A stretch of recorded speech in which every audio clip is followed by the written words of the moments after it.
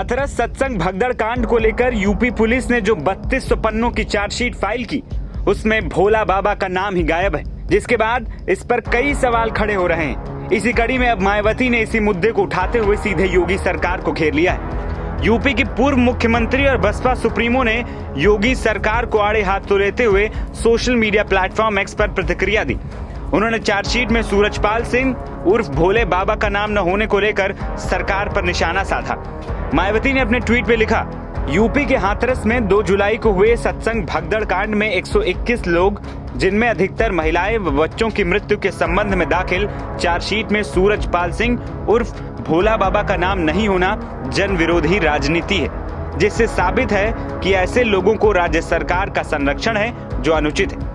प्रदेश की पूर्व सीएम ने आगे लिखा, मीडिया के अनुसार सिकंदरा राव की इस दर्दनाक घटना को लेकर 2300 पेज की चार्जशीट में 11 सेवादारों को आरोपी बनाया गया है, किंतु बाबा सूरजपाल के बारे में सरकार द्वारा पहले की तरह चुप्पी क्या उचित है? ऐसे सरकारी रवैये से ऐसी घटनाओं को क्या आगे रोक पाना संभव है? आम जन चिंतित है। आपको बता दें कि मंगलवार को यूपी पुलिस ने सत्संग भगदड़ मामले के आरोपियों को अदालत के सामने पेश किया था, साथ ही चार्जशीट भी दाखिल की। चार्जशीट में जिन 11 लोगों का नाम है, उनमें सूरजपाल नहीं है। गौरतलब है कि मामले में पुलिस द्वारा जो एफआईआर दर्ज की गई थी, उसमें सूरजपाल उर्फ भोला बाबा का नाम नहीं था। ऐसे में चार्जशीट से भी नाम न दर्ज रहा। जिन 11 लोगों का नाम चार्जशीट में है, उसमें से लगभग सभी बाबा के करीबी हैं और उनके मुख्य सेवादार थे। इन 11 आरोपियों में 2 महिलाएं भी शामिल थी, जिनको जमानत भी मिल चुकी है। चार्जशीट दायर होने के बाद एक बार फिर आरोपियों के वकील एपी सिंह का बयान आया और उन्होंने फिर से स्प्रे वाली थ्योरी दोहरा दी। 2 जुलाई 2024 को जो हाथरस प्रकरण हुआ था, जिसमें नारायण साकार हरि जी के सत्य के साथ में जो एक साजिश षड्यंत्र के तहत दुर्घटना को अंजाम दिया गया था, उस मामले में जो 11 आरोपी थे, उन्हीं के खिलाफ चार्जशीट इन्वेस्टिगेशन के बाद फाइल हुई है, जो कि 3200 पेजों की चार्जशीट है, जिसमें जमा हो गई है। अब उसके बाद कॉपी सप्लाई, क्योंकि सभी को हार्ड कॉपी चाहिए है, पेन ड्राइव से भी दी जा रही है, हार्ड कॉपी भी चाहिए चार्जशीट के जो भी कंसर्न पेपर्स हैं, तो उनकी सप्लाई आगे 4 अक्टूबर को दी जाएगी। जो यूटीपी अलीगढ़ जेल से पेश हुए थे, उनको कॉपी सप्लाई की जाएगी और फिर उसके आगे प्रोसेस शुरू होगा।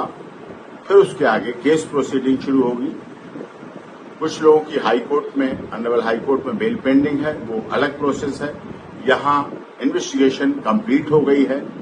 अब जो शिकायतकर्ता देव प्रकाश मधुकर की तरफ से दी गई थी, अब उस पर आगे इन्वेस्टिगेशन होकर आगे जांच हो और जो उसमें असली दोषी हैं उनके खिलाफ कार्रवाई हो, ये प्रोसेस शुरू होगा। क्योंकि एसआईटी की टीम में ये बात कही गई थी कि पहले ये सारा कुछ हो जाए, फिर यदि इस घटना में साजिश षड्यंत्र हुआ तो उस एंगल से भी जांच हो और उसके बाद उनके जो आरोपी हैं उनको भी गिरफ्तार किया जाए और उनके खिलाफ सारी जांच होकर प्रोसीडिंग हो और उन्हें दंड मिले।